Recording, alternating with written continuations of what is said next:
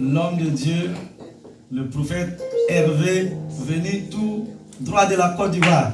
Acclame Jésus pour sa présence au milieu de nous. Que Dieu bénisse son serviteur. Alléluia. Gloire à Dieu. Amen. Gloire à Dieu. Amen. Soyez bénis au nom de Jésus-Christ. Amen. Est-ce qu'il y a quelqu'un qui n'est pas content ici? Donc, si tu es content, nous sommes dans le 4e mois.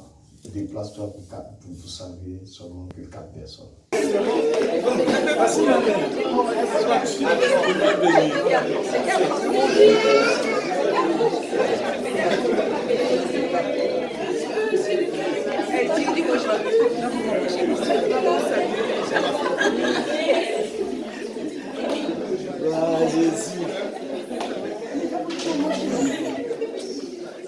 Bon, est-ce que tu as demandé un peu à la personne comment elle tout ça? Tu lui as demandé? Est-ce que tu as prononcé une parole de bénédiction sur la vie de cette personne? Dépasse pas encore, prononce une parole de bénédiction. Prononce. Nous sommes dans le 4e mois. Dis-lui, tu es béni au nom de Jésus.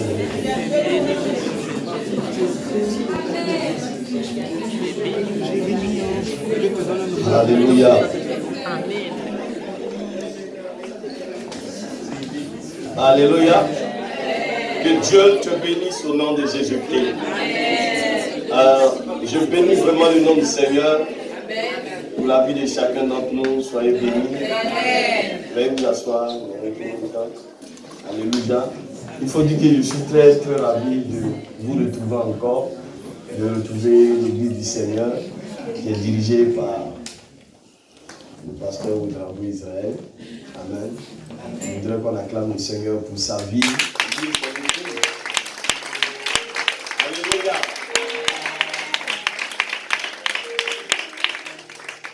Amen. Donc c'est comme ça que tu reçois ton pasteur. Moi, je suis comme un mercenaire. Acclame bien le Seigneur pour ton pasteur. Alléluia. Que Dieu nous bénisse. Gloire à Dieu. Donc vous avez des salutations de non seulement ma famille qui est en train de s'agrandir. Je disais le vendredi qu'il y a un 4e Niaï qui s'est ajouté. Et nous ne faisons que rendre gloire au Seigneur. Son nom c'est Ange Otniel Niaï. Alléluia. Vous avez les salutations de l'église Foursquare de Yamoussoukro. Yamoussoukro, c'est la plus belle ville au monde. Après Sainte-Anne. Après Sainte-Anne. Amen. Bon, vous allez apprécier. Amen. Je disais l'année dernière, la plus grande basilique au monde se trouve à Yamoussoukro. Yes, c'est ça. Alléluia. Amen. Et vous avez les salutations de l'église là où je suis basé. Amen. Elle sait que je suis ici. Elle sait qu'il y a un peuple ici qui m'a adopté aussi. Amen. Alléluia. Je vais saluer ma famille d'accueil, l'évangéliste Jean-Louis, son épouse. Amen. La famille aussi en train de s'agrandir avec nous. Amen. Alléluia. Amen. Que Dieu vous bénisse au nom de Jésus. Amen. Vous savez, j'ai l'habitude de dire, votre façon d'apprécier votre père, votre berger, va déterminer beaucoup de choses dans votre vie. Quelqu'un a dit que celui qui n'a pas de père, il n'a pas de repère. Alléluia. Amen. Chez nous, quand un père a une révélation, les enfants de la famille transpirent. Est-ce que vous transpirez ici? Oui. Ça sous-entend quoi? Quand il donne la vision, la pensée, tout le monde se met à l'œuvre. Amen. Amen. Alléluia. Amen. Et nous, notre mission ici, c'est de vous aider à pouvoir progresser, à pouvoir, je veux dire, revêtir la statue parfaite de notre Seigneur. C'est notre raison d'être, c'est notre raison de vivre. Je le dis tout le temps, la Bible de la Genèse à l'Apocalypse n'a fait que parler d'une seule personne, la personne de Jésus. La Bible ne parle pas premièrement de nos bénédictions, mais la Bible parle premièrement de notre Seigneur Jésus.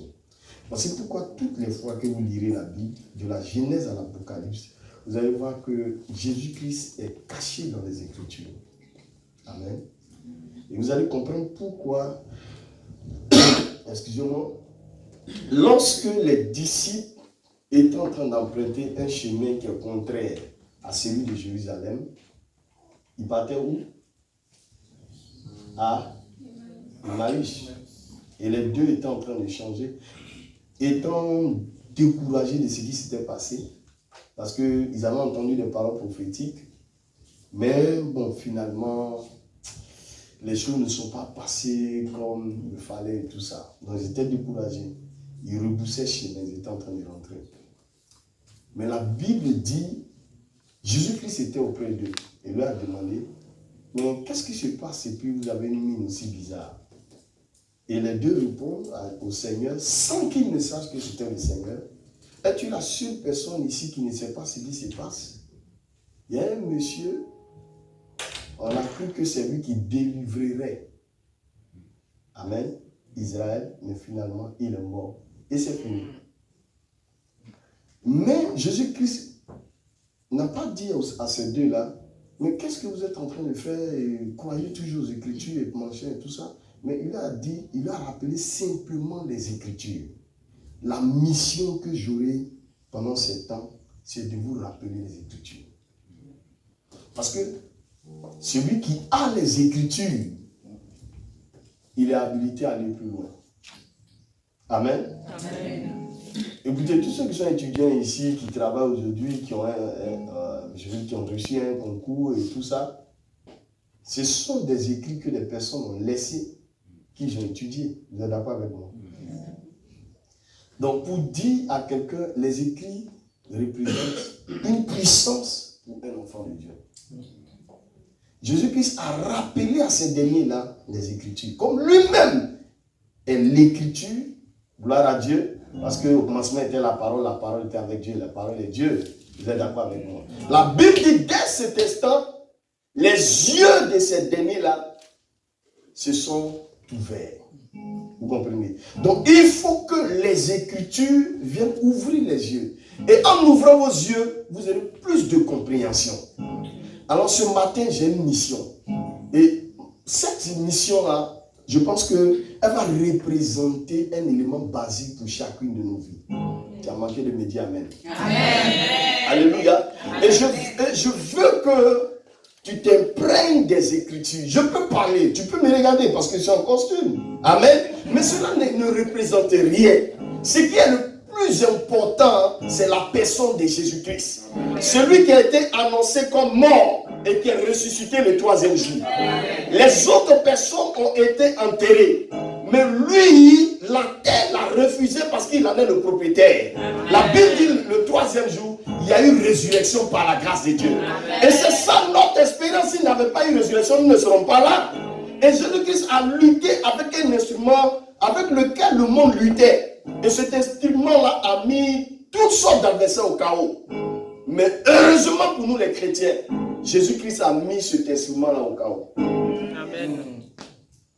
Cet instrument est devenu une force pour l'Église. Sans cet instrument-là, l'Église n'a pas son sens. C'est la croix. Alléluia. Mais malheureusement, la croix est en train de sortir de l'Église. Mais j'ose croire que la croix est présente dans cette Église au nom de Jésus. Amen. Alléluia. Gloire au Seigneur. Amen. Donc, tout ce qu'on va faire, la chose la plus intéressante, c'est de rester connecté aux Écritures qui représentent une sorte de lumière.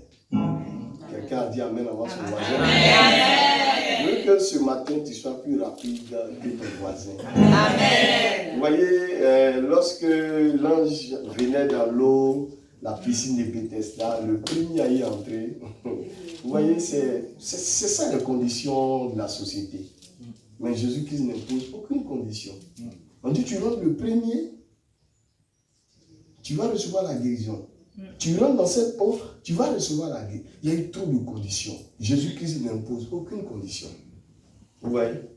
Mais écoutez, vous êtes malade et puis on vous impose encore des conditions.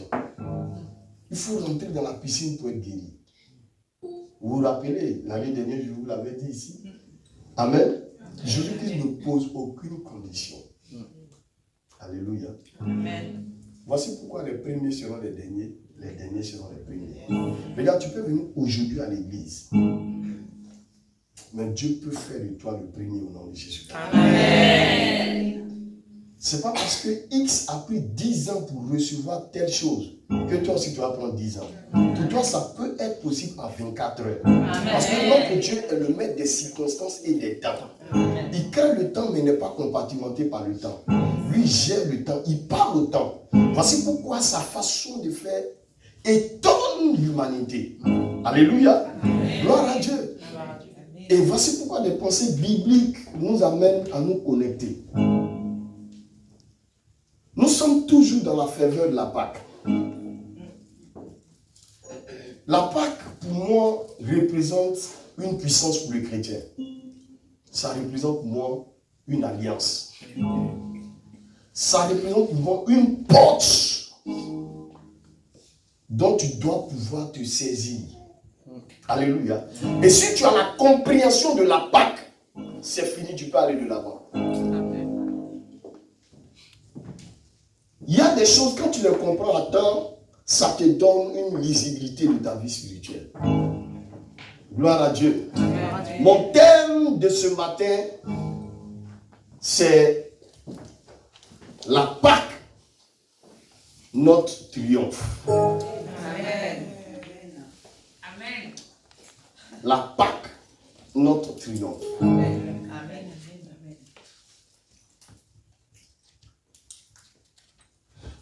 Je vais essayer de définir, mettre la différence entre ce que c'est que la victoire et le triomphe. Il y a quand même une petite différence. Alléluia. La Pâque est la fête chrétienne la plus importante. Alléluia. Parce que à partir de cette célébration, le peuple de Dieu a été libéré. Alléluia. Il y a eu la délivrance du peuple de Dieu. Vous voyez, le dimanche passé, j'étais en train d'expliquer cette situation à l'église. Quand nous acceptons le Seigneur Jésus-Christ, alléluia, il y a des lois qui nous sont accordées. Vous êtes d'accord avec moi? Des ordonnances, il faut faire telle chose, il ne faut pas faire telle chose et tout ça. Amen. Je peux l'appeler une façon préventive d'aider les chrétiens que nous sommes. Dans la médecine préventive, on te dit de faire telle chose, de ne pas faire telle chose. Il y a des informations, il y a des conseils qu'on te donne. Vous voyez? Pour ne pas, on fait un peu de prévention, la prévention, pour ne pas que telle maladie, tu puisses t'exposer à telle maladie. Vous êtes d'accord avec moi? Il y a des conseils d'usage qu'on te donne. Et chez nous, les chrétiens, c'est la parole de Dieu. Les recommandements que Dieu te donne. Tu dois faire telle chose, tu ne dois pas faire telle chose. Et c'est une façon préventive de pouvoir t'aider. Alléluia. Et il y a ce qu'on appelle la médecine curative. Vous êtes d'accord avec moi? Gloire à Dieu. Tu reçois un mal et on t'administre des médicaments pour que le mal puisse partir. Mais ça ne te couvre pas 100% parce que la maladie peut récidiver. Vous êtes d'accord avec moi? Vous voyez, vous comprenez? La maladie peut récidiver. Elle peut revenir encore. Tu peux être touché par, je ne sais pas quelle maladie, peut-être la tension artérielle, ça peut revenir. Une à deux fois, vous êtes d'accord avec moi? Parce que vous avez été exposé à la maladie et on vous donne des médicaments par conséquent pour guérir ce mal. Alléluia. Et il y a une troisième, et la médecine curative, c'est de recevoir la personne de Jésus-Christ de Nazareth. Mais tenez-vous bien, ça ne suffit pas. Recevoir Jésus-Christ de Nazareth ne suffit pas. Il va falloir aller de l'avant. Gloire à Dieu. Et la troisième chose, amen, il faut que tu sois immunisé. Immunisé sous-entend ne plus être exposé à cette maladie. Vous êtes d'accord avec moi? Parce que, regardez, la Bible dit que Christ, cet homme de paix, s'est fait pécher pour nous. Qui a déjà entendu cela? Il n'était pas pécheur, mais il s'est fait pécher. Quel amour! Alléluia! Mais moi, quand je lis la Bible, j'ai plus de compréhension. Le péché est descendu sur Christ. Vous vous rappelez dans la Bible, on parlait du bouc Azazel.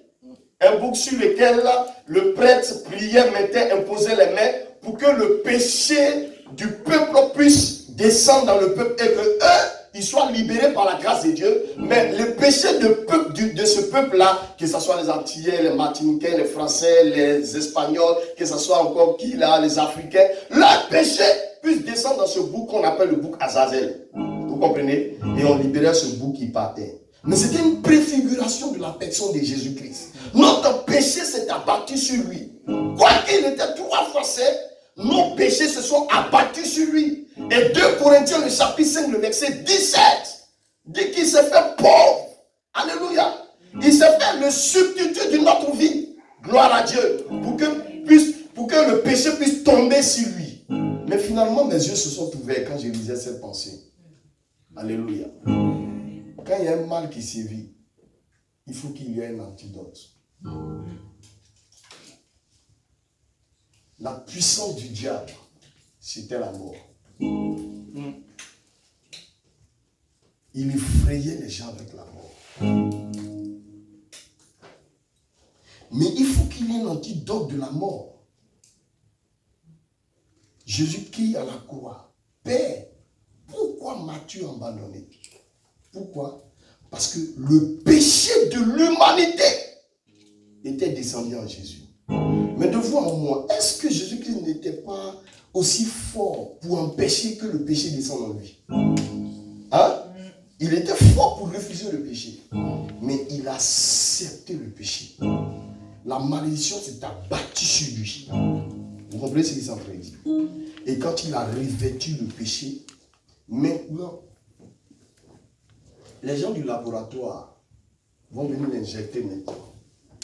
Pour voir est-ce que... Parce qu'il faut créer l'antidote. Vous êtes d'accord avec moi? On tire un peu de son sang qui est revêtu du péché. On prend cela, on va au labo pour essayer de créer des anticorps, pour essayer de créer un vaccin. Oh. Et quand le vaccin sera là, toi et moi, n'est-ce pas, nous serons immunisés. Amen. Bon, ce peuple ici ne comprend pas. Je vais changer de gloire à Dieu. Amen. Donc, le fait que Paul dit, il faut qu'on mange la Pâque. Il faut qu'on mange la Pâque. Jésus-Christ lui-même, avant de partir, avec un pressement, parle à ses disciples. Hey, allez-y, on va préparer la Pâque. Il prend le pain, il casse le pain. Il dit, ceci est mon corps. Vous comprenez? Et qui représente, le pain qui représente mon corps. Mais je vais embrouiller un peu les uns les autres. Vous savez, le pain, c'est la mort. Alléluia. Et le vin, c'est la vie. Dans l'Ancien Testament, vous vous rappelez du panetier qui était sur Pharaon? Amen. Il a eu un songe et dans l'explication du songe, finalement, il a été livré à la mort, le panetier. Si vous vous rappelez, il est mort. Amen. Mais celui qui était habilité à goûter au vin, il est revenu à la vie. La vie a pris le dessus sur sa personne. Donc quand tu manges le pain, tu meurs. Tu bois le vin, tu ressuscites. Bon, je vais essayer de vous embrouiller un peu pour que... Voilà. Amen. Et c'est ça la Pâque. Dis à ton voisin, c'est ça la Pâque. Manger et boire le sang de Jésus-Christ de Nazareth. Je vous dis la vérité, toute religion tourne autour d'un corps. Je vous laisse aller vérifier. Vous allez prendre Mahomet, vous allez prendre les bouddhistes. Mais gloire à Dieu! Nous, notre religion, le corps n'est plus là. Il est ressuscité. Amen. Alléluia. Amen. Donc, mesdames et messieurs, la Pâque, pour nous, c'est la délivrance. Pour nous, c'est la liberté. Et je bénis le nom du Seigneur. Je viens le dimanche après la Pâque. Donc, chez moi, vous êtes déjà dans la délivrance, dans la liberté, dans la grâce de Dieu. Mon cher, on est rentré dans les zones de turbulence. Il faut qu'on acquérisse maintenant. Amen. Gloire à Dieu. Amen. Quelqu'un dit Amen. Amen. On peut acclamer le Seigneur Jésus. Donc, mesdames et messieurs, notre Pâque, c'est la personne de Jésus-Christ de Nazareth. Je sais que le pasteur est mais vous voyez, la Bible fait un peu de pédagogie. Hein. Si vous avez remarqué. Ce qui avait été, c'est ce qui sera. Ce qui sera a déjà été. Donc la Bible ne fait que répéter certaines choses. Alléluia. Vous voyez, dans le jardin d'Éden, il y avait l'arbre de vie. Qui était là-bas? C'était la personne de Jésus. Tu es avec lui, c'est la vie. Tu n'es pas avec lui, c'est la mort. Vous comprenez ce que ça veut dire? On dit, oh, mais pourquoi Salomon a eu 1000 femmes? Salomon représentait la personne de Jésus, qui lui aussi avait ses 1000 femmes. Quelles sont les 1000 femmes du Seigneur Jésus-Christ? Effectivement, c'est toi et moi. C'est l'église Sainte Bethel, c'est l'église Foursquare, l'église Réveil, l'église Baptiste, l'église Assemblée de Dieu, l'église. Lui, il est l'époux. Vous vous rappelez, il y avait 10 vierges. Il y avait 5 folles et il y avait 5 sages. Bon, en tout cas, les 5 folles là ne sont pas ici. Ici, c'est sage. Amen. Vous comprenez ce que ça veut dire? Donc, partout la Bible dit quelque chose, Jésus-Christ est derrière. Vous comprenez? Le serpent des reins qui a été élevé dans le désert, c'était la personne de Jésus. Vous êtes d'accord avec moi? Amen. Partout vous prenez les Écritures, même là même où le nom de Dieu n'est pas manifesté, Jésus-Christ y est. Il est caché. Le rocher que Moïse avait frappé, c'était la personne de Jésus. Jésus-Christ est partout dans les Écritures. Vous prenez le premier chapitre, le deuxième chapitre, vous prenez les différents livres, Jésus-Christ est caché parce que lui-même il représente les Écritures. Alléluia. Voici pourquoi il n'était pas là quand les situations se passaient, mais il rappelait toutes les fois les Écritures. Alléluia. Donc qu'est-ce qui va se passer? Il y avait une parole prophétique. Excusez-moi, je vais revenir à mon message. Je vais planter le décor tout simplement. Alléluia. Une parole prophétique est donnée dans la Bible, précisément en Genèse, le chapitre 3, le verset 15. Genèse 3, le verset 15. On le lit rapidement. Et je reviens rapidement à mon message. Quelqu'un peut lire déjà Genèse 3, le verset 15. Il dit quoi? Je mettrai inimitié entre toi et la femme, entre ta postérité et sa postérité. Celle-ci t'écrasera la tête. Et tu lui blesseras le talon. Donc, c'est une parole prophétique qui a été donnée. Mais avant que cette parole ne soit, il y avait guerre dans le ciel. Vous vous rappelez? Amen. Notre ange Lucifer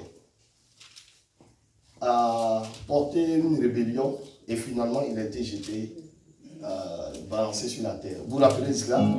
D'accord. Donc il est descendu avec des anges. Écoutez-moi bien, parce que je veux que c'est un message qui est très important et je prie toujours pour que mon message soit christocentrique, basé sur la personne de Christ. Et s'il est basé sur la personne de Christ, ça va donner plus de compréhension et tu vas revêtir la stature parfaite de Christ. Parce que tous nous sommes là, c'est pour Christ. Nous ne sommes pas là pour un pasteur qui a porté un costume bleu et une chemise blanche sur la tête. Non, nous sommes là, c'est pour le Seigneur Jésus. Alléluia.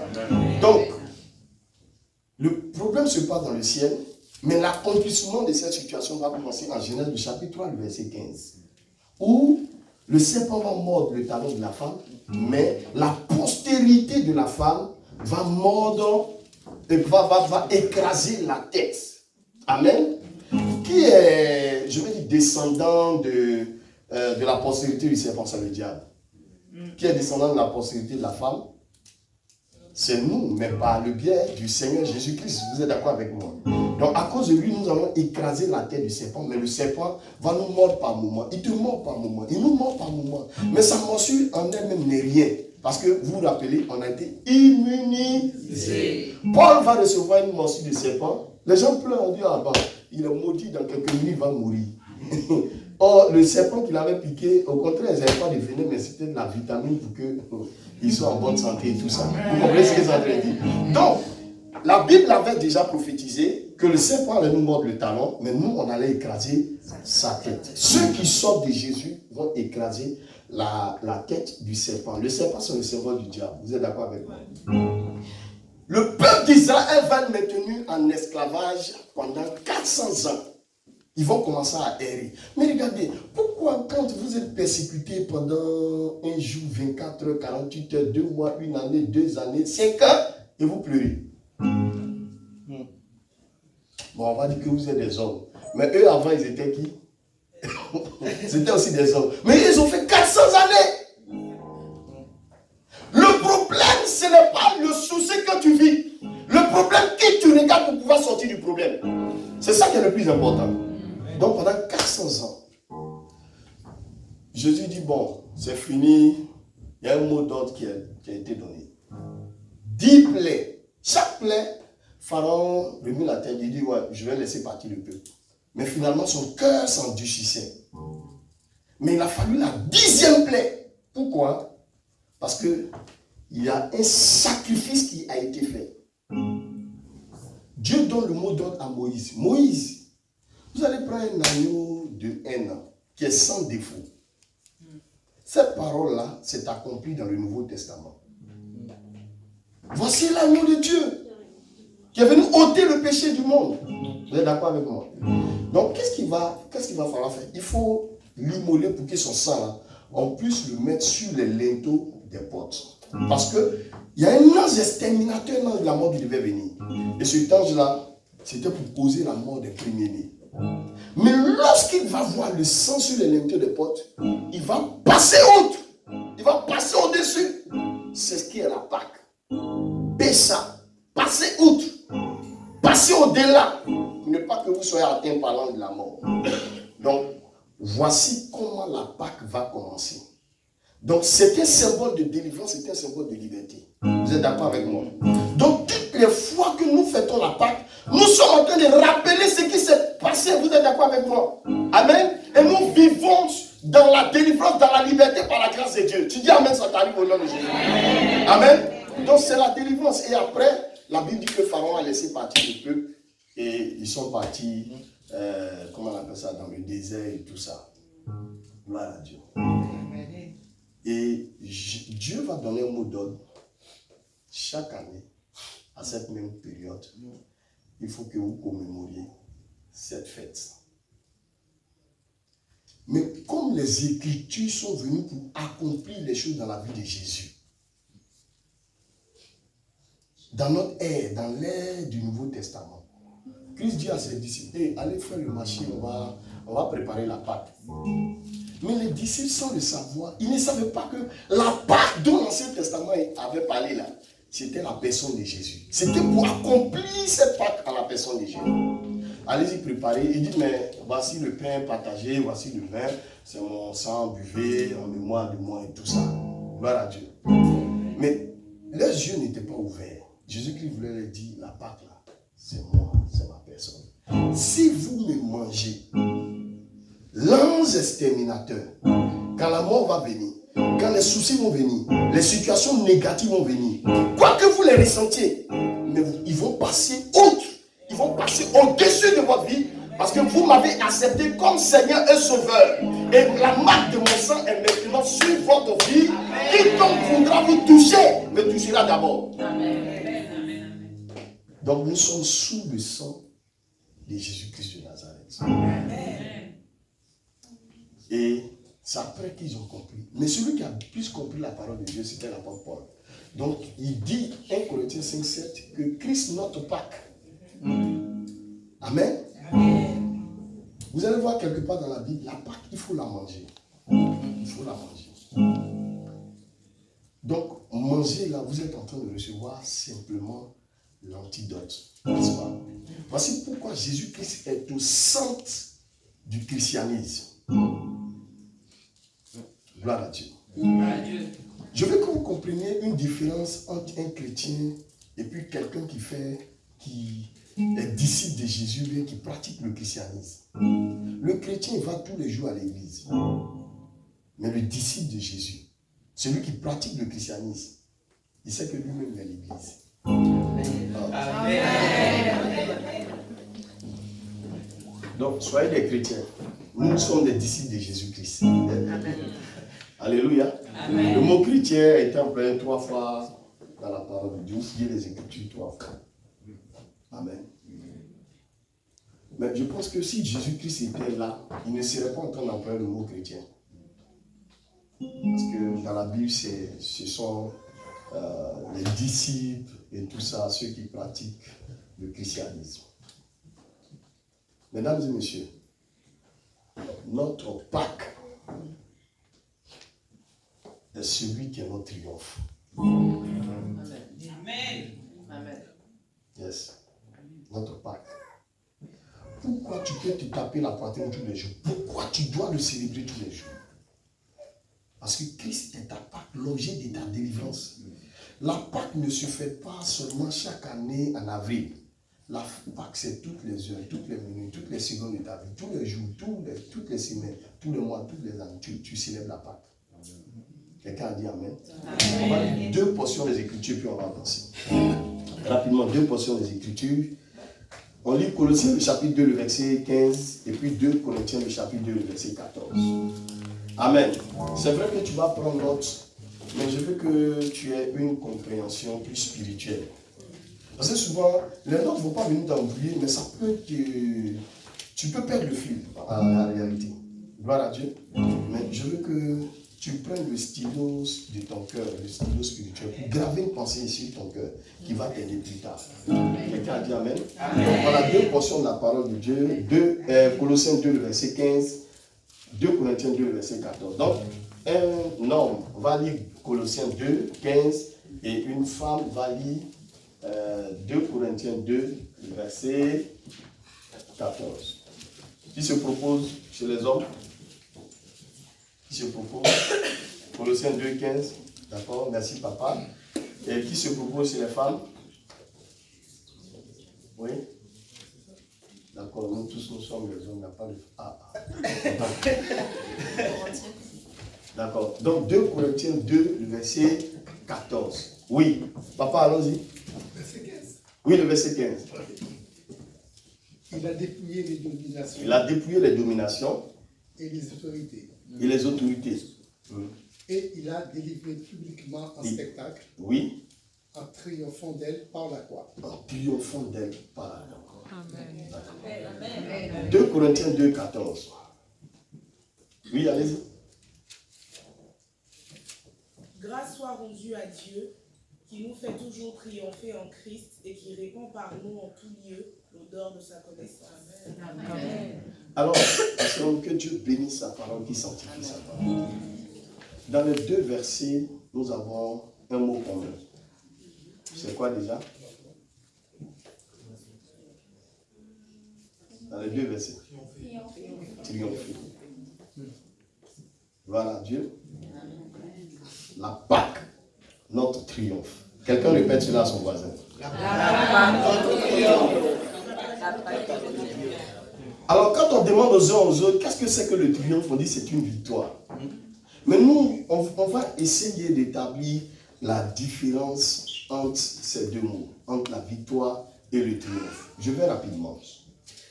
La victoire d'une bataille s'accomplit, ou bien si vous voulez, est accomplie à un certain moment.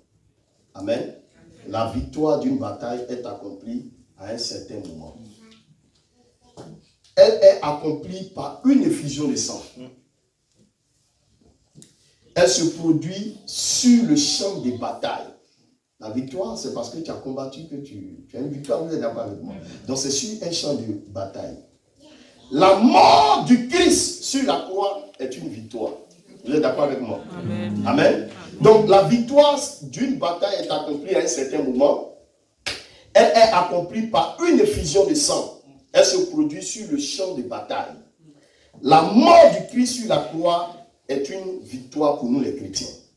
Jésus-Christ a vaincu l'ennemi sur le champ de bataille il y a 2000 ans de cela. Qui s'en souvient? 2000 ans de cela. Alléluia. Il a vaincu qui? Satan. Le diable. Vous êtes d'accord avec moi? Alors que signifie donc le triomphe? Le triomphe est la célébration d'une victoire. Le triomphe, c'est la célébration d'une victoire qui a lieu longtemps après la victoire. Qui commence à comprendre? Le triomphe, c'est la célébration d'une victoire qui a lieu longtemps après la victoire. Je prends un exemple. Je viens de la Côte d'Ivoire. Je suis ivoirien. La Côte d'Ivoire est devenue indépendante en 1960. N'est-ce pas? Mais c'était une bataille que nous avons livrée avec notre colonie, qui est qui? La France. Amen. Gloire à Dieu. Donc, dans cette bataille que nous avons livrée, nous avons reçu notre victoire depuis 1960. Vous êtes d'accord avec moi? Donc, depuis 1960, nous sommes devenus indépendants. Et si vous avez remarqué, chaque année, le 7 août, c'est ça? Nous fêtons cette indépendance. C'est ce qui représente le triomphe. La victoire qui s'est produite il y a longtemps de cela, nous continuons de la fêter et c'est ce qui représente pour nous le triomphe. Quelqu'un dit Amen. Quelqu'un dit Amen. Donc, nous avons une fête nationale que nous célébrons chaque année à cause de la liberté qui nous a été accordée. Amen. Et ce, il y a 60, ça fait combien d'années aujourd'hui? Nous sommes en 2023, ça fait 63 ans, n'est-ce pas, que nous célébrons cela. Donc c'est ça qui signifie le triomphe. Alléluia. La victoire, c'est mener une bataille sur le champ. Alléluia. Le sang coule, quelqu'un meurt, et puis on essaie d'avancer. Et Christ a vaincu Satan quand il a livré la bataille sur le poteau de la croix. Vous vous en souvenez? Et depuis ce jour, dès lors, nous sommes devenus victorieux. Mais chaque année, chaque jour, nous triomphons parce que nous manifestons, nous fêtons, nous célébrons cette victoire par la grâce de Dieu. Quelqu'un dit Amen, hein? Quelqu'un dit bien Amen. Alléluia. Que le Seigneur nous bénisse au nom de Jésus-Christ. Alors, pourquoi Paul parle-t-il du mot triomphe? Paul veut dire c'est l'heure pour nous, les chrétiens, de la célébration. Écoutez, je veux que vous compreniez ce message. Si vous pouvez ouvrir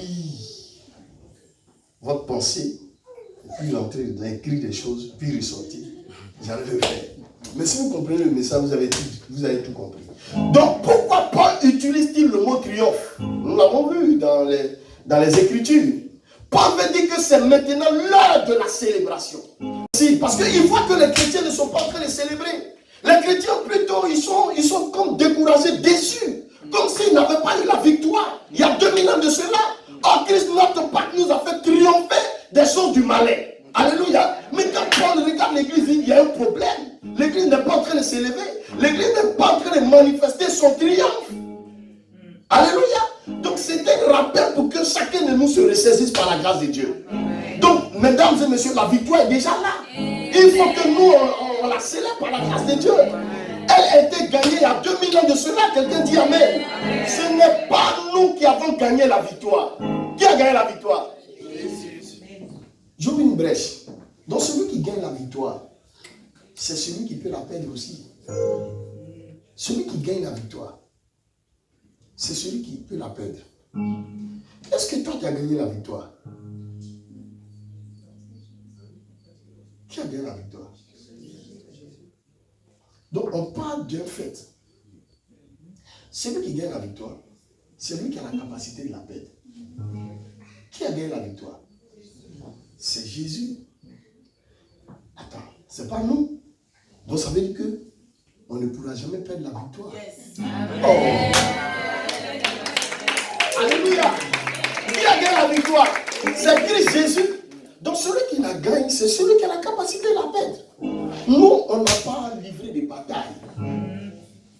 Amen. Donc ça veut dire jamais,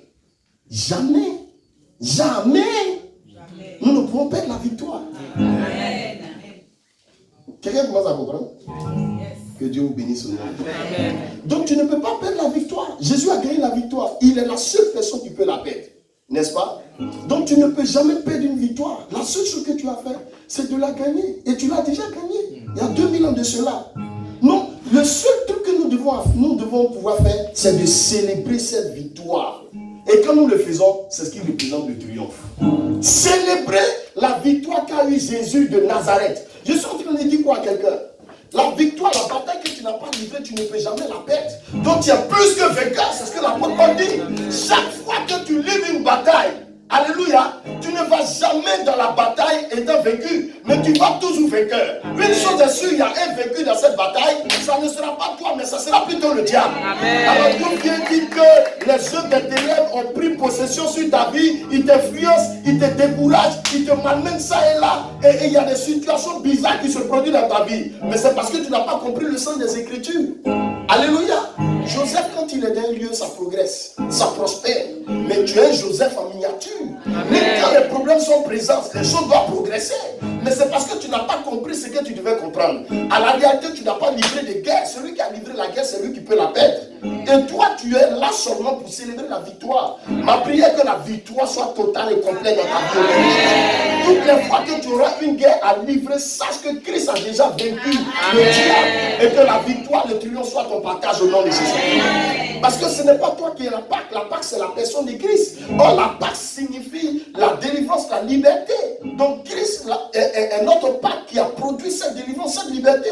À quoi c'est bon de te retrouver dans une situation? Voici pourquoi j'ai dit, quand vous croisez quelqu'un dimanche à l'église, non, je ne suis pas de bonne humeur. Dites raka, raka, raka. Attendez, un chrétien qui n'est pas de bonne humeur. Moi, ça ne résiste pas chez moi à l'église. Non. Tu n'as pas compris le sens des Écritures. Non, bonjour la sœur. Qu'est-ce qui ne va pas? Non, je ne suis pas de bonne humeur. Tu raka. Non, tu n'as pas compris les Écritures. Alléluia. Tu dois être bon. Il dit, tu dois t'arranger, sourire. Quand bien même que le sourire de voisin. Regarde, souris à ton voisin sur la tête. Alléluia. Écoutez, nous avons raison d'être joyeux tous les jours de notre vie. J'ai l'habitude de dire que le chrétien n'est pas celui pour qui Christ est mort, mais le chrétien est le résultat de la mort de Christ. Amen. Et c'est ça notre Pâque, mesdames et messieurs. C'est ça notre Pâque. Le diable croyait qu'il y avait plus puissant, il n'y avait pas plus puissant que la mort. Son fils, c'était la mort. Mais mesdames et messieurs, je vous annonce une chose qui est sur le point de vous arriver. Il y a plus puissant que la mort. Et ce qui est plus puissant que la mort, c'est la résurrection. Oh!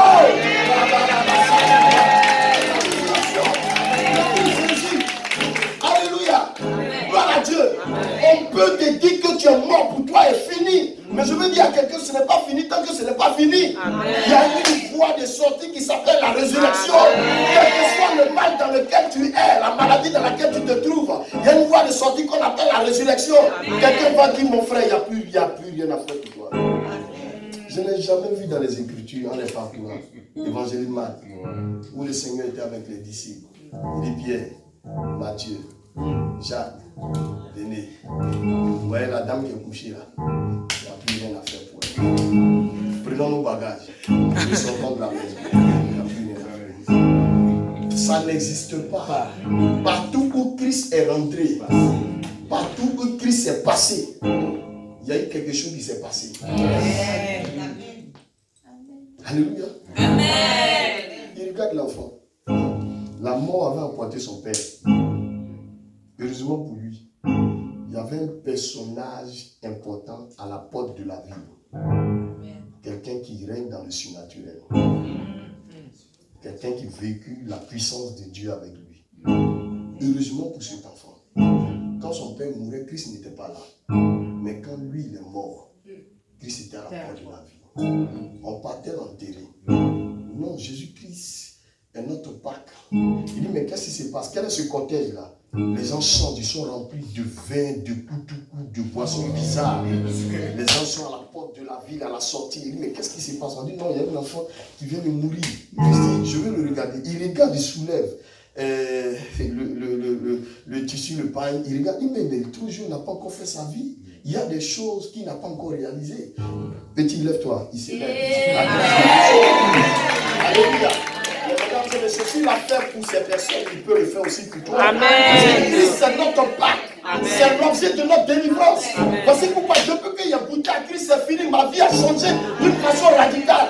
Et je me suis mis à genoux prier pour que mes frères et sœurs viennent aussi à Christ. Voici un qui est là. Amen. Alléluia. Fléchis les genoux, paye le prix. Seigneur, il faut qu'il vienne. Mon petit frère me suit directement. Il est rentré. Après lui, c'est lui. Il est rentré. Ma petite soeur est rentrée. Ma mère, actuellement, est en train d'intercéder pour nous. C'est notre intercesseuse. Frère, quand vous venez à Christ, il faut que toute la famille vienne. Parce que, attendez, vous ne suivez pas n'importe qui. C'est la puissance de Dieu matérialisée en Jésus-Christ. Et si vous avez aussi la puissance de Dieu. Christ, notre Pâques. Alléluia. C'est lui qui nous donne le triomphe.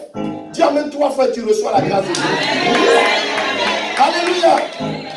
Alors, quelle est l'explication historique du triomphe? En fait, j'avais un peuple qui dominait le monde entier, c'était le peuple romain. Amen.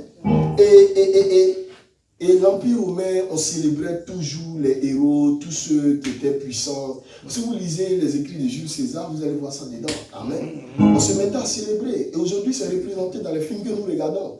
Quand ils commettent, je vais dire, ils ont une victoire. Si vous remarquez, le peuple de Dieu, pas le peuple de Dieu, le peuple romain fait des différents airs, et puis on célèbre les soldats. On les célèbre parce qu'ils viennent d'avoir une victoire. Amen. Et souvent, on fait des processions, même peut-être en fanfare, pour les célébrer, et tout ça, pour dire qu'ils viennent d'avoir une victoire. Colossiens 2, le chapitre 15 dit quoi? Qu'il a dépouillé les principautés et il les a livrés publiquement en spectacle. Ça veut dire quoi? Christ a déshabillé les principautés. Déshabillé, c'est quoi? Ça veut dire que les principautés n'ont plus d'armes. Leur armement a été anéanti. Vous êtes d'accord avec moi? Ils n'ont plus de puissance avec eux. Ce qu'ils ont, c'est zéro. Et ce que toi tu as, c'est la puissance qui est avec toi. Donc ils ont été déshabillés. Ils ont été dépouillés. Ils n'ont plus d'armes. Leur armement est fini. Voici pourquoi Ésaïe 54, le verset 17 dit: toute arme qui est forgée contre toi sera sans effet. Amen. Ça veut dire, quelle que soit l'arme qui a été fabriquée, l'effet de cette arme a été anéanti. Amen. Alléluia. Même si on tire, vous ne serez pas athée. Parce que Jésus-Christ vous a donné l'antidote. Vous vous rappelez? Oh. Vous êtes immunisés contre toutes les armes. Même Vladimir Poutine dans toute sa gloire. Quelles que soient les armes qu'il a, vous êtes immunisés. Parce que la Bible dit en Ésaïe 54, le verset 17. Non, laissez, je vais aller encore plus haut, je vais encore monter. La Bible dit, si l'on forme des complots contre vous, cela ne viendra pas de moi, Dieu. Mais, quiconque va se liguer contre vous, tombera sous le pouvoir de qui?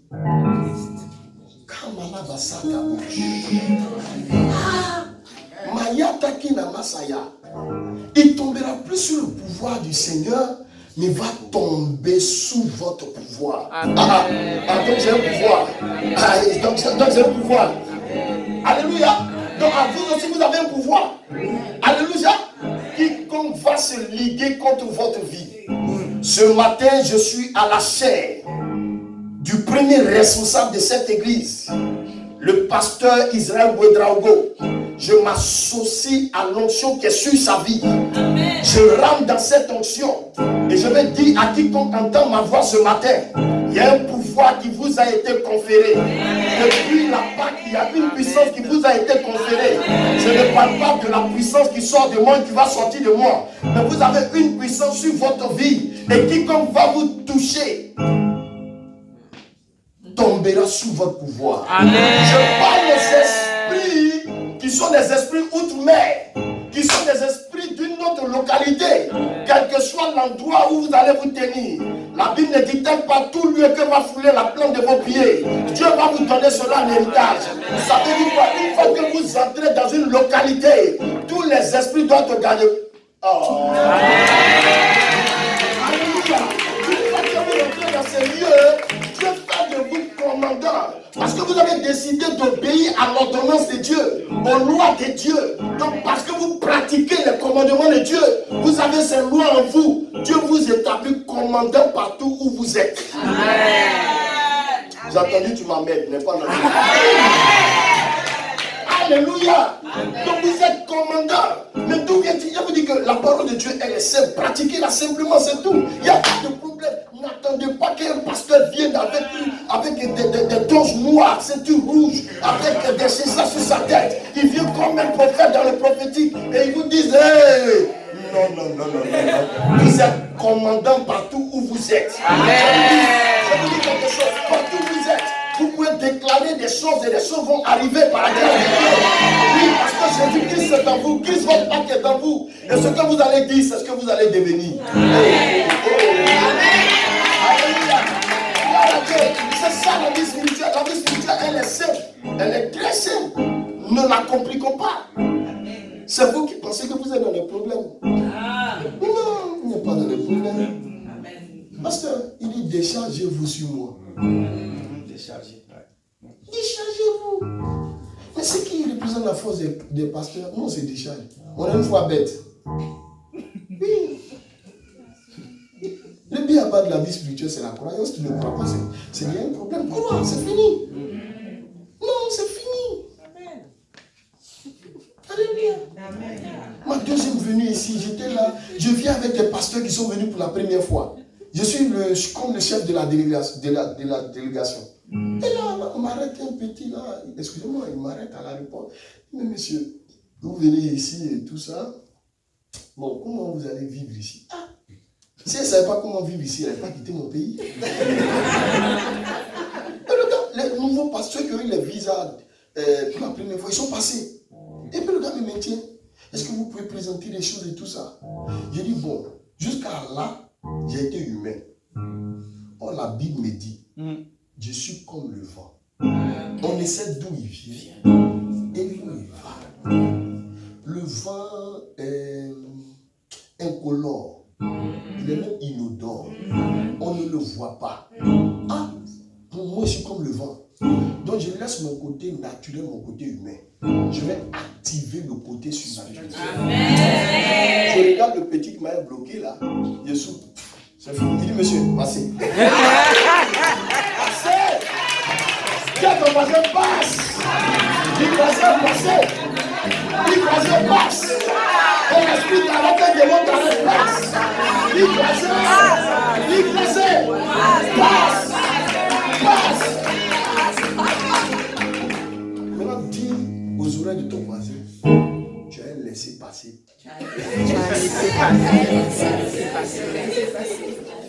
Laisser passer, c'est la Pâque. Il voisin passe. Il voisin passe. C'est ce que Moïse avait dit lorsqu'il était devant la mer Rouge. Il dit, hey, Moïse, mais tu es mauvais. Tu peux nous laisser chez Pharaon. Oh, au moins on se nourrissait de sa pâtisserie, de sa poissonnerie. On avait les poissons tilapia et tout ça. Mais Moïse, qu'est-ce que tu es en train de faire? Tu nous mets en face de la mort. Moïse est là, serré comme une maison inachevée. Il sait qu'elle sera achevée plus tard. Moïse regarde la mer Rouge. Il tend son bâton. Et la mer s'ouvre. Moïse est en train de dire aux Israélites, passez. Oh, passez. Il passez. Il mon frère passe. Il faut passer. Alléluia. Non, mesdames, passons. Alléluia, passons. Il y a rien en face, passer. Le problème à la réalité, ce n'est pas un problème. C'est des masses, des escaliers pour que tu puisses gravir au premier.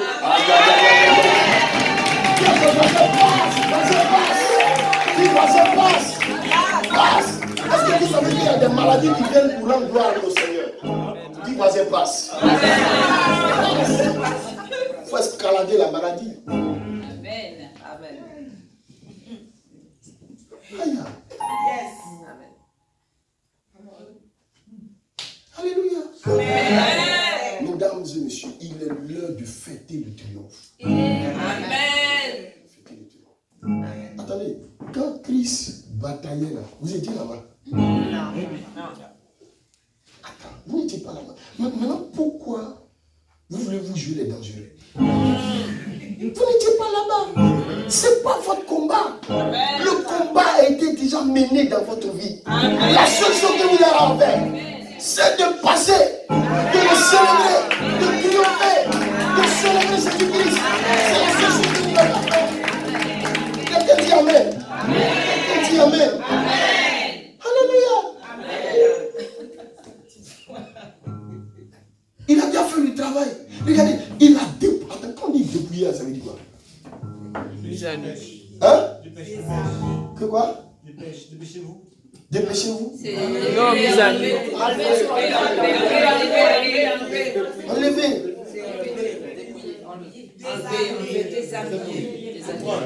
Déshabiller. Tout quoi? Tout prendre. Dépouiller. Ça veut dire. Attendez, dépouiller, ça veut dire qu'il n'a plus rien. Il dit, il n'a plus rien. Je vais vous dire quelque chose maintenant. Ça veut dire quoi? Même les âmes qu'il n'a pas encore créées, c'est que nous on reconnaît, il a été dépouillé. Amen. Regardez, même la maladie qui n'a pas encore été créée, il a été dépouillé. Amen. Dis voisin. Passons.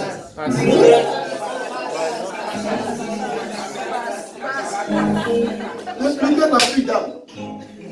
Maintenant, toi tu as peur de lui. Aïe. Il n'a plus d'âme, toi tu as peur de lui. On dit.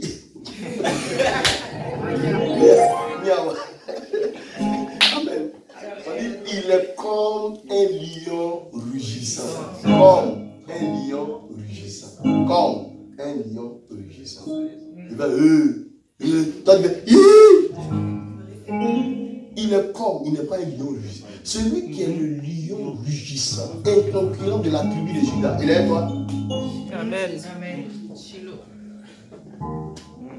Alléluia. Amen. Maintenant lui il t'effraie. On dit il rugit. Et puis toi tu as peur. Son rugissement c'est la morsure au talon.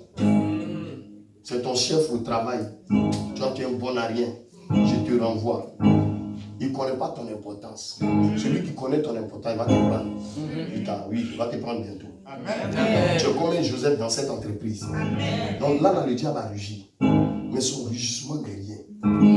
C'est le rugissement de notre Seigneur. Amen. Qui est quelque chose. Amen. Quand tu rugis, il te réveille la nuit à 1h, minuit, 23h. Et tu commences à t'élever dans la prière. Amen. Parce que tu sais maintenant ce que tu dois savoir.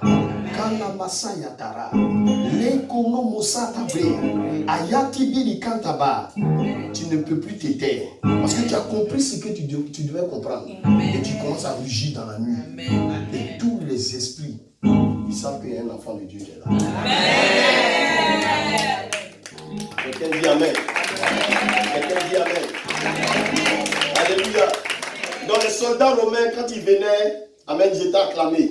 Les gens faisaient une air plus, on les acclamait, n'est-ce pas? Mais attendez, où se tient l'église présentement dans cette marche triomphale? Où se tient l'église? Qui est l'église? Qui est l'église? L'église, ce n'est pas le bâtiment dans lequel nous sommes. C'est la rencontre des êtres spirituels. La Bible dit, Paul dit, ne savez-vous pas que vous êtes le temple du Saint-Esprit? Amen. Gloire à Dieu. Donc l'église, c'est toi et moi. Quand nous nous réunissons, il y a une puissance qui est dégagée. Il y a une force qui est dégagée. Mais aujourd'hui, où se trouve l'église dans la marche triomphale? Pourquoi Paul parle ainsi? Parce que l'église a perdu le repère. L'église n'a plus d'orientation. Or, Jésus-Christ était phare qui vient pour nous guider, nous orienter. Mais Paul a comme l'impression que l'église a perdu sa valeur intrinsèque.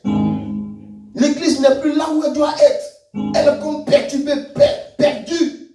Alléluia. Aucune puissance. L'église est comme dépouillée. Or, c'est l'église qui a la force pour déshabiller, désarmer les œuvres des ténèbres. Je vais vous dire quelque chose. On arrête tous les systèmes, mais seul le système du christianisme, il ne peut être arrêté. Voici pourquoi l'œuvre de Dieu continue à avancer. Vous savez combien de fois les personnes nous attaquent? Vous savez combien de fois les gens prient contre l'église? Mais l'église est toujours forte. Parce qu'il y a une onction, il y a une autorité, il y a un pouvoir sur l'église. Vous êtes d'accord avec moi? Mes frères et sœurs, où est l'église aujourd'hui? Je voudrais commencer comme ça le moment que je vais passer avec vous. Parce que si vous avez à l'esprit, c'est que le triomphe, vous n'allez plus vous amuser. Vous comprendrez que le diable n'est rien et il ne sera rien. C'est vous qui êtes quelque chose. Amen. Et quand vous ordonnez à la nature est obligée d'obéir à ce que vous êtes en train de dire. Amen. Où est l'église aujourd'hui? L'église est comme sur le trottoir, en train d'applaudir comme les soldats romains. Amen. Comme le peuple romain. Les gens rentrent, les soldats ont gagné et les gens sont en train de les applaudir. Alléluia. Et c'est ce que fait l'église aujourd'hui. Nous sommes comme les citoyens romains qui sont en train d'applaudir, d'acclamer les conquérants. Non! Ce n'est pas ça la vie de l'église. Ce n'est pas ça le christianisme. Frère, la Bible ne dit pas que Jésus-Christ est la tête. Et nous sommes le corps. Et la tête qui est la personne de Jésus, il est sur le char. Celui qui combat, ce n'est pas nous qui combattons. Donc il est dans le char, en train de mener déjà le combat. Il a déjà gagné le combat. Mais chaque fois qu'il y a une bataille, il est là aussi avec nous. Parce que celui qui mène le combat, c'est celui qui peut la perdre et le perdre. Alléluia. Mais Christ est avec nous, mesdames et messieurs. Et là où la tête est, qui suit? Le corps va suivre. Amen. Je ne sais pas si je me fais comprendre. Oui. Donc il est dans le char, la tête. Donc nous qui sommes le corps, nous le suivons. L'église, là où Jésus-Christ est, l'église va s'y trouver. Vous êtes d'accord avec moi? Donc l'église est également dans le char. Et chacun de nous est impliqué dans le combat spirituel. 2 Corinthiens, le chapitre 2, le verset 14. Nous devons célébrer tous les jours la victoire dans notre vie. Alléluia. Et voici pourquoi l'apôtre Paul s'élève. En Actes, le chapitre 26. Alléluia. Gloire à Dieu. Mais regardez, il veut nous désorienter, il veut nous faire perdre le fil. Mais nous ne perdrons pas le fil au nom de Jésus-Christ. La stratégie de Satan est de descendre les chrétiens hors du char et les placer sur le trottoir, qui sont toujours en train d'acclamer. Mais frère, un jour tu acclames quelqu'un, il faut qu'un jour aussi tu sois acclamé. Vous êtes d'accord avec moi? Alléluia. Mais nous n'allons pas rester toujours sur le trottoir pour acclamer, mais il faut que nous aussi on soit acclamés un jour. C'est ce que l'église fait aujourd'hui. Amen. Gloire à Dieu. Nous supplions Dieu de faire ce que Christ a déjà fait il y a 2000 ans de cela. Et c'est ce que chacun de nous fait. Christ a déjà mené le combat pour nous. La seule chose que nous devons faire, c'est de triompher. Pourquoi? Écoutez, nous faisons mal les choses. Prenons notre triomphe, commençons à célébrer Dieu et la victoire va se manifester. La victoire a été déjà, l'indépendance de la Côte d'Ivoire était déjà. Chaque année, quand nous fêtons notre indépendance, ça ne veut pas dire que nous avons perdu la victoire. Et ça, c'est ce qui nous fait comprendre. Donc, la seule chose qui nous reste à faire, c'est de célébrer cette victoire au nom de Jésus-Christ. Amen. Amen. Et c'est en cela que nous allons devenir hérités de Dieu. Nous faisons la fête. Et cela fait, cette fête se fait par quoi? Par nos louanges à Dieu. Ce matin, comment le groupe de louange peut s'apprêter de la sorte?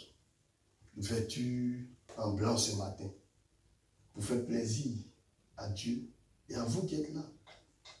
Mais il y a des gens qui se suivent la main. On dit taper les mains, battre les mains, là, se suivent la main. On dit danser. Ils n'ont pas compris le sens de la louange. Amen, amen. Avance, papa. Non, les gens sont venus danser là. Et vous voulez. Mais il y a des endroits où vous dansez. Hein? Il y a des endroits où vous dansez. Gloire à Dieu. Mais nous sommes dans le Seigneur. Et nous sommes en train de célébrer le triomphe. Et toi, tu es là. Je bénis le nom du Seigneur. Notre Dieu est un Dieu de seconde chance. Quand Jonas a refusé de partir une première fois, il lui a donné une seconde chance. Je veux, avec la permission de votre pasteur, je vais vous donner une seconde chance.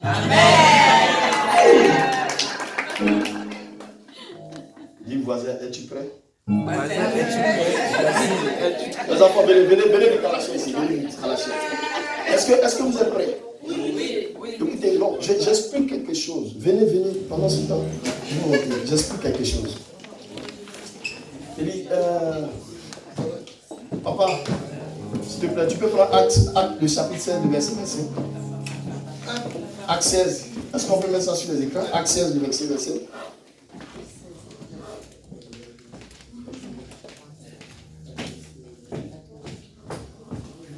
C'est bon? Acte 16, verset 25. Acte 16. Verset combien? Verset. Écoutez. Je vous dis quelque chose. Une fois, j'avais très mal. Vous savez, j'ai essayé de voir quelqu'un qui a fait un peu de pédicure et tout ça, hein, le traitement des pieds. Je me suis permis de prendre l'âme. Amen. Moi-même, de faire ma pédicure. Mais j'ai eu tous les soucis. Vous savez, quand vous enlevez suffisamment de peau morte en bas de votre chose, finalement, la peau qui soutient la chair, là, elle est plus épaisse. Vous comprenez? Et tu ne peux plus bien marcher. Ces jours-là, j'en ai vu. C'est ma chair qui restait maintenant, il ne savait pas. Le dimanche, j'ai fait une semaine, j'avais mal au pied, très mal au pied. Et le dimanche, j'étais à l'église. J'étais là. Et il y a le diable qui chuchotait quelque chose dans mes oreilles. Il dit, mon frère, tu vois, tu as mal au pied. Il ne faut pas trop danser. Il ne faut pas danser. Sinon, tu vas te blesser à nouveau. Il ne danse pas. Et il y a une autre voix qui est douce, qui me parlait de l'autre côté. Mon frère, il faut danser. La parole que tu viens d'entendre, c'est un mensonge. Danse. Et puis, vous savez, la danse, c'est un processus. Hein. J'ai commencé à bouger mon orteil gauche. Ça bougeait. Mon pied, mes genoux ont commencé à bouger. Après, mon pied droit, ma hanche, tout mon corps a commencé à bouger. Au moment où je m'en rends compte, je me suis retrouvé dans la toiture. Si on me demande comment j'ai fait pour arriver là, je me suis retrouvé.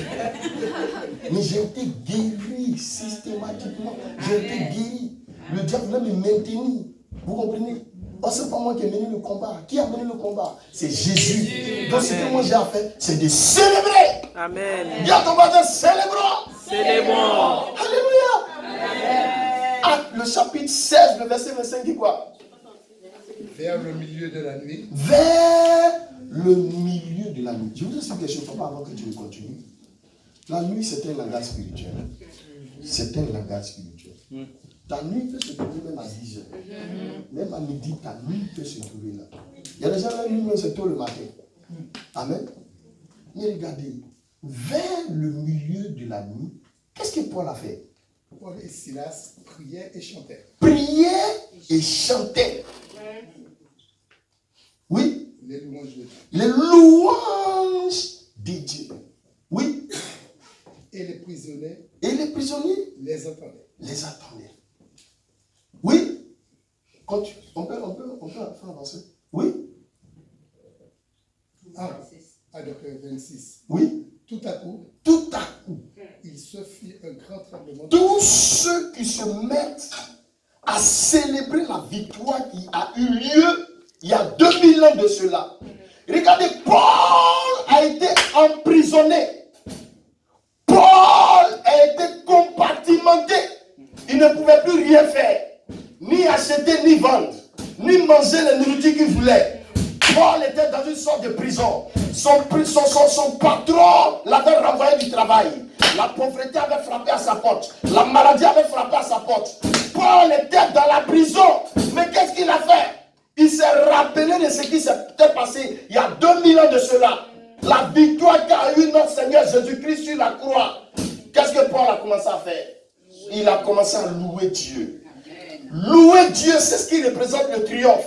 Il a commencé à célébrer la victoire qui s'est passée il y a 2000 ans de cela. Et le triomphe s'est manifesté dans tous ses sens. Alléluia. Quelqu'un dit Amen. Quelqu'un dit Amen. Amen. Je veux offrir une deuxième chance. Amen. Regardez, pas de danse que tu vas esquisser. Tu n'es pas en train de dire au diable, je te lis, je te brise. Lui-même, il sait qu'il est déjà lié. Je ne sais pas s'il me fait comprendre. Lui-même, il sait. Il y a des délivrances où on appelle sort, brise, casse. Amen. Mais il y a des libertés. Quand tu te mets à rappeler la victoire, la Bible dit que les liens de la prison, les chaînes de la prison sont disloquées. Je ne sais pas dans quelle prison es-tu présentement. Mais ce que je sais, quand tu vas te permettre de rappeler la victoire en célébrant, il y a une chaîne qui va tomber. Amen. Si j'étais à ta place, j'allais me tenir debout. Nous, militaires, on va Comment célébrer ne Dieu. pas te louer? Comment ne pas te louer? Comment ne pas te louer? Seigneur Jésus, comment ne pas te louer? Comment ne pas te louer? Comment ne pas te louer? Seigneur Jésus. Quand je regarde derrière toi, je vois ta victoire. Je triomphe, Seigneur Jésus. Comment ne pas te louer?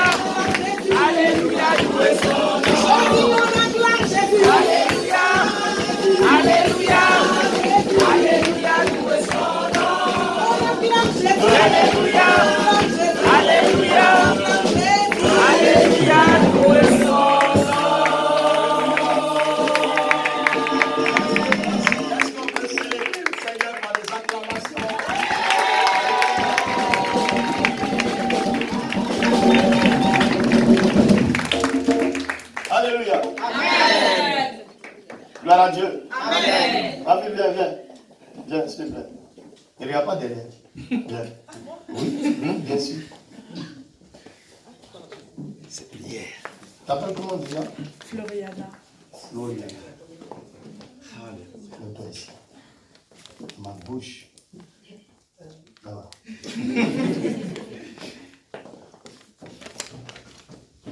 Merci.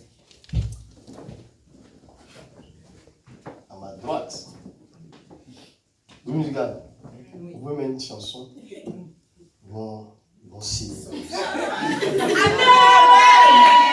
Acclamez déjà le Seigneur pour vous.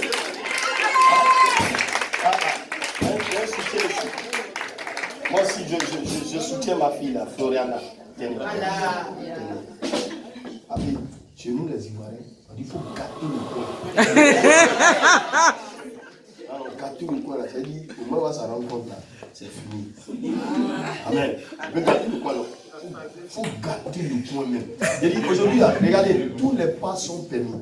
Amen. Mais sauf les pas qui ressemblent un peu à la sorcellerie. Ils ont tous les pas sont permis. Tiens, ma fille. Oui, mettez quelque chose là, mettez quelque chose. La vie ne change pas. La vie ne change pas. Il est le même, alléluia. La vie ne change pas. La vie ne change pas. Il est le même, alléluia. Manifeste-toi, descends, manifeste-toi, descends, manifeste-toi, descends,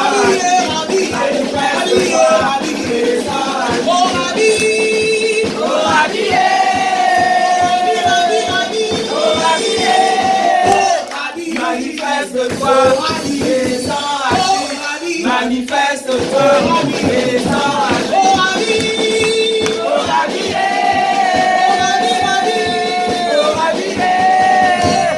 manifeste-toi.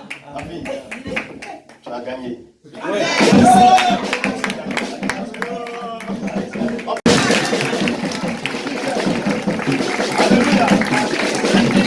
Alléluia.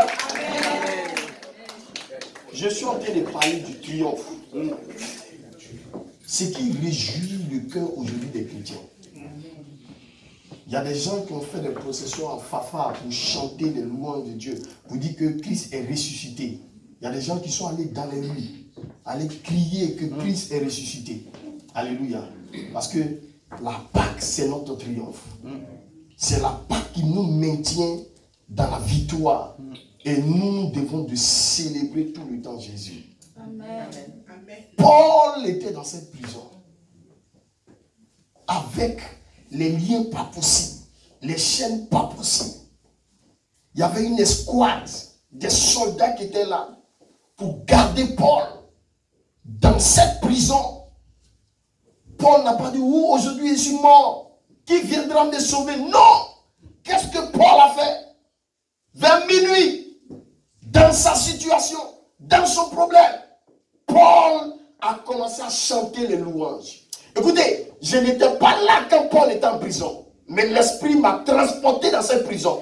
Je vous dis, les pas de cette période, Paul les a toutes fait sortir. Il était en train de danser à la gloire de Dieu, sans regarder à qui que ce soit. Il s'est traîné par terre, sautant, louant Dieu. Vous vous souvenez du paralytique qui était guéri? La Bible dit sautait, louait Dieu, parce que ce qu'il venait de recevoir, personne n'avait vu cela auparavant. Et c'est ça le triomphe. Le triomphe nous donne non seulement d'être libérés par les chaînes de la prison, mais la louange nous donne de nous maintenir dans la grâce de Dieu, dans la gloire de Dieu. Et personne d'autre ne pourra nous maintenir.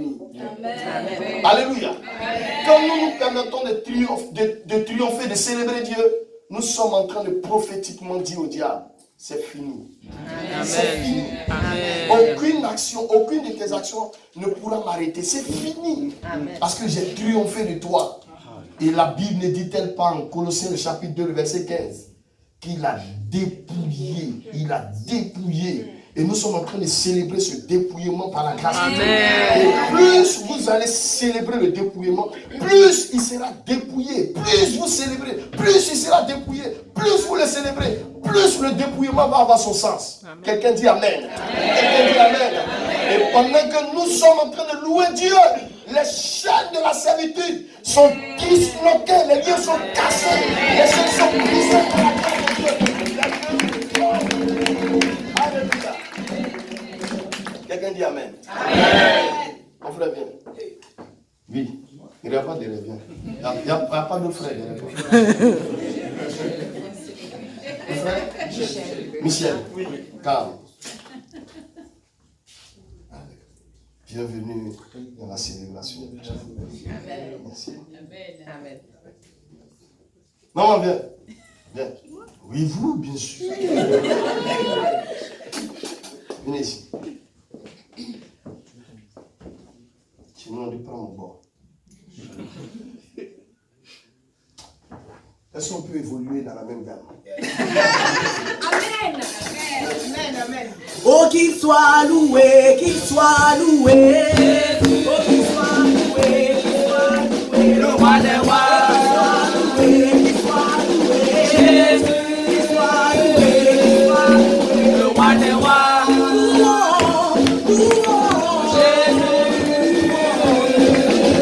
Le roi des rois.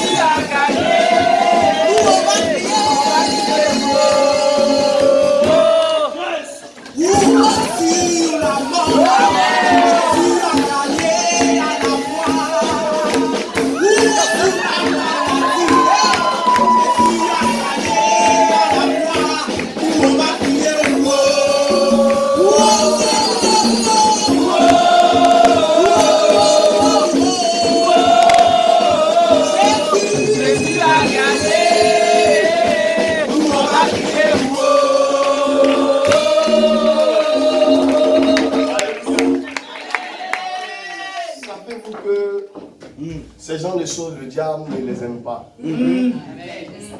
Comment quelqu'un qui est dans une prison, au lieu de plaider pour qu'on puisse le libérer, mais il s'est mis à danser. Continue. Je le loue avec ma voix. Je le loue avec ma voix. Je le loue avec ma voix. Je le loue avec ma voix. Il me manque la voix. Je le loue avec mes mains. Il me manque les mains. Je le loue avec mes pieds. Il me manque les pieds. Je le loue avec mon âme. Il me manque la main. C'est que je le loue là-haut. Il me manque la main. C'est que je le loue là-haut. Si je n'ai plus la main. C'est que je le loue là-haut. Moi je le loue avec ma voix. Je le loue avec ma voix. Je le loue avec ma voix. Je le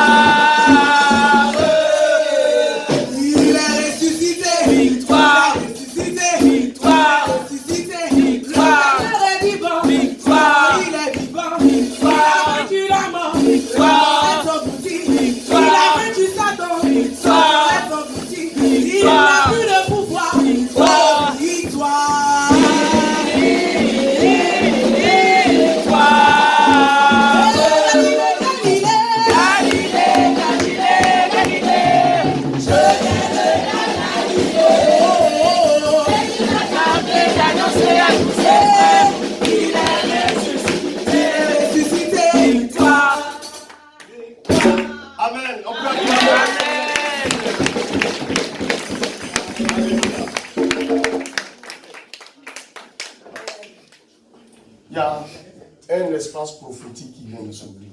Amen. Jésus-Christ est le même hier, aujourd'hui et éternellement. Amen. Il n'a pas changé sa façon d'être, mais il change sa façon de faire. Gloire à Dieu. Amen. Un espace prophétique vient de s'ouvrir. Amen. Nous parlons au nom de la parole de Dieu. Pendant que tu as arrêté là, la louange est montée au cœur de Dieu. Amen. Et son cœur a été réjoui. Amen. Dieu n'est pas un homme pour mentir, ni le fils d'un homme pour se repentir. Amen. Mais ce que sa bouche a déclaré, sa main est capable de l'amener à l'accomplissement. Amen. Amen. Je ne sais pas comment tu es venu, mais je sais comment tu vas repartir. Amen. Les problèmes que tu vis, que tu as vécu jusqu'à avant de venir ici, ils sont abrogés maintenant. Amen. Il y a une date de péremption de ces problèmes-là. Amen. À partir de la louange qui a été effectuée, Amen. c'est fini. Amen. Dis voisin, passons. Voisin, passons. Voisin, passons. Il faut le répéter, passons.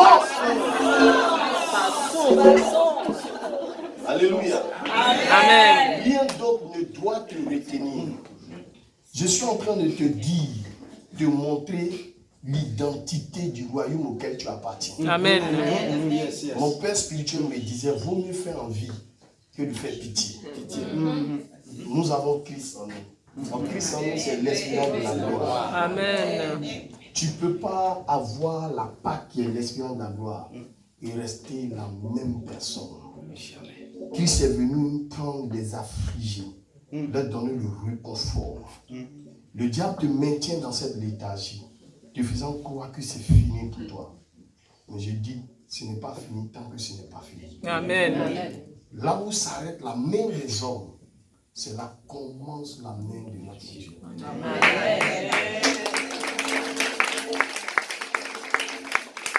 où s'arrête la main de la médecine, c'est là commence la main de notre Dieu. Il n'a pas un bac plus 7. Chez nous, c'est un bac plus 7 pour faire la médecine. Il n'a pas ce bac-là. Alléluia. Mais il donne le bac-là aux gens. Moi, il m'a donné cela. Pour guérir les malades. Quand l'aspect médecine finit, c'est le surnaturel maintenant. Amen. Tu es là, tu es venu ce matin. Et ton désespéré. Je t'ai présenté un Christ qui est ta Pâque et qui te donne le droit de triompher. Amen. Il n'est pas normal que tu restes dans cette situation. Non, il n'est pas normal. Pendant que tu as arrêté, tu me regardes. Tu sors maintenant de cette situation dans le Jésus. Amen. Maintenant même. Amen. Tu sors des griffes du diable au nom de Jésus. Amen. Tu ne vas pas rester éternellement dans cette prison. Dieu a la clé qui est la clé passe-partout qui ouvre n'importe quelle porte et qui peut les fermer. Parce que quand il ferme, personne ne peut ouvrir. Quand il ouvre, personne ne peut fermer. Amen. Il a cette clé-là entre tes mains. Pendant que tu as arrêté, que tu entends le son de ma voix, la chose qui t'a maintenu jusqu'à présent dans cette situation, cette chose-là est sur le point de te quitter maintenant. C'est un ordre que j'intime au diable. C'est fini. Ton action est abrogée maintenant dans les vies maintenant. De façon systématique. Tu sors des vies maintenant. Et je proclame la liberté du Seigneur. Je proclame la visitation du Seigneur.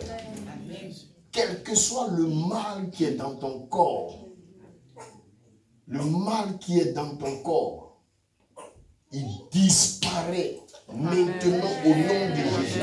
Je parle sous la puissance de l'Esprit de Dieu. Le mal disparaît au nom de Jésus. Et je te déclare guéri par la puissance de l'Esprit de Dieu. Pendant que tu es arrêté, la puissance de Dieu te libère. Amen. Tu souffres de l'asthme. Mais Jésus te guérit maintenant au nom de Jésus.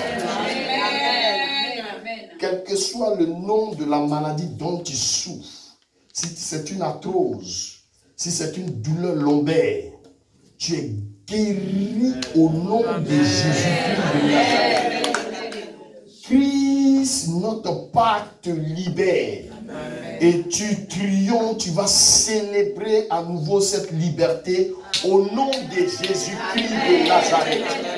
Au nom de Jésus-Christ de Nazareth. Certainement tu as lutté avant de nous rejoindre ici ce matin.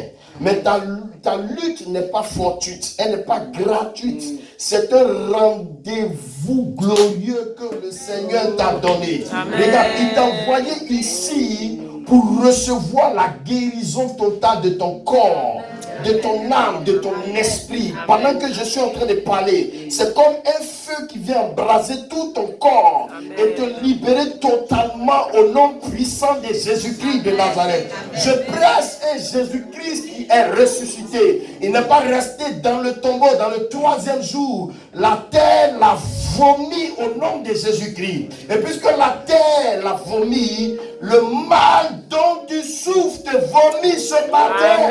Au nom de Jésus-Christ de Nazareth. Au nom de Jésus-Christ de Nazareth.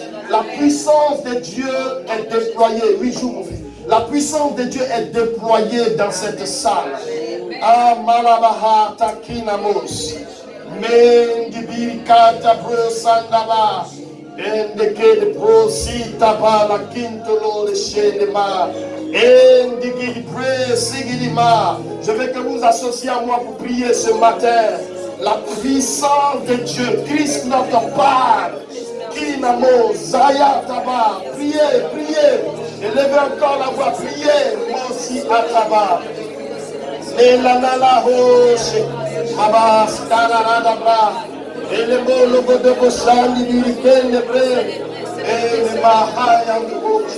Il mala onde qu'il mala hai, mais qu'il amra chez de bres. Il baba la kuma la baha, mais il y a chapeau c'est que le baha, mais le bébé anda mala baché qui la massa de bébé. Ma qui de bres de chez qui la moche, en de bres. Continue de prier, ne sois pas distrait, priez. Oui, prie au micro, Mosi Ata, Malalabahan Dege, Spela Malabahan, Malalabahan, Baba, Jense Kana Mosi Ata Balatade, Mehinda Brosanda Barabaha, Resebrete Baba Hosata Malakitaba, Ezi Ata Brasha Kinamana. Et Malababa Souata Baraba Kande Baraba. Il devra prier, plus tu pries, plus les chaînes de la prison sont en train d'être disloquées. Prie, s'il te plaît, prie. Ne te maintiens pas dans cette prison. Ne te maintiens pas. Ashaya Tabo Sangalaba. Imababa Sandalabaha. La maman, priez, priez. La papa, prions ensemble, prions ensemble. Les jeunes priaient.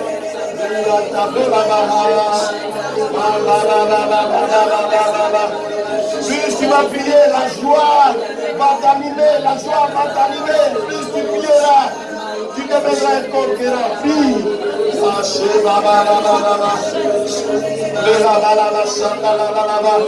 Accepte ta liberté. Avec que tu pries, accepte cette liberté. Accepte-la. Accepte-la.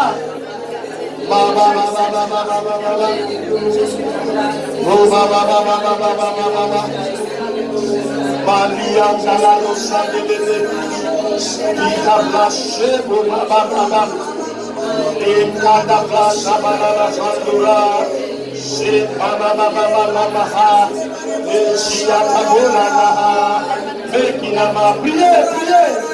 Sakia Tabolama, Namala, Sandele de Candia, Raza Tabala, Shebe de Bé, Malama, c'est des Balama,